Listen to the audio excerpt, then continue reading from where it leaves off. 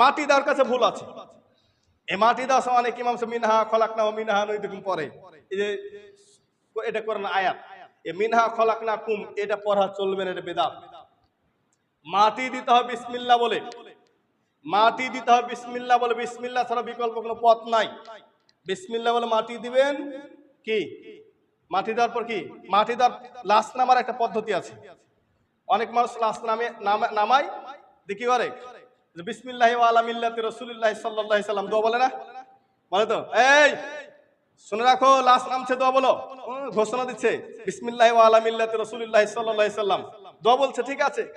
কি বই এর অর্থ কি?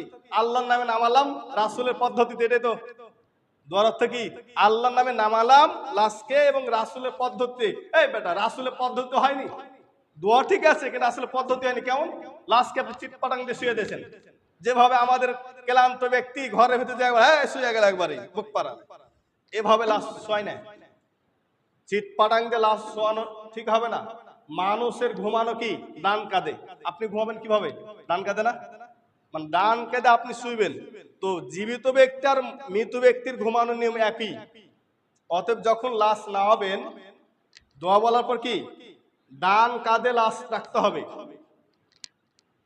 কিন্তু আমাদের মধ্যে কি করে, লাশকে এভাবে রেখে দেয় আর মুখটাকে কি করে দেয়, ক্যাবলামুখী করে দেয়। করে করে না, ক্যাবলামুখী করে দেয়। মানে লাশ এভাবে নামায় কিন্তু মুখটাকে ক্যাবলামুখী করে দেয়। মুখ ক্যাবলা করার কোন দলিল নেই। দলিল আছে কি কাঁধ, কাঁধ ডান কাছে শুইতে হবে। তা লাশ যেহেতু কবর এভাবে, তাহলে আপনার এই কবরের এই সাইডে লাশ নিয়ে চলে যেতে হবে, যেটা লাশকে এভাবে রাখতে হবে। কিন্তু লাশের যে কবর খোঁড়ার পর যে মাঝখান লাশ রাখলে কোনোদিন ক্যাবলামুখী হবে না, না কোনোদিন ডান কাঁধে হবে না। হয় যদি মাঝখান রাখেন তাহলে ঢেল দিতে হবে, মাঝখান রাখলে পিঠে ঢেল দিয়ে তাকে এভাবে করতে হবে। কিন্তু কি দরকার ঢেল মেল, কোনো প্রয়োজন নাই। লাশ নামার পর এই সাইডে দেওয়ালে এই সাইডে দিলে চলে আসবেন, লাশ এভাবে রেখে দিবেন। কি ওটা শরীর অঙ্গ কি মানে কাছে হয়ে গেল।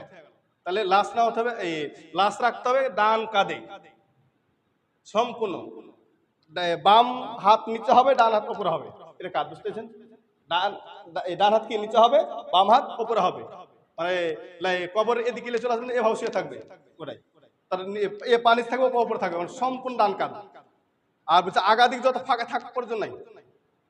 এ দেওয়ার পর মাটি দিন বিসমিল্লাহ বলে, বিসমিল্লাহ মাটি দেওয়ার পর সবাই একটি দোয়া করবেন। দোয়াটি আমার সাথে একটু বলেন, মুখস্থ দিবেন। আল্লাহুম্মা মাগফির লাহু ওয়া সাব্বিতহু, পারবেন তো? আল্লাহুম্মা মাগফির লাহু ওয়া সাব্বিতহু, দুটি কথা, আল্লাহুম্মা মাগফির লাহু ওয়া সাব্বিতহু। আর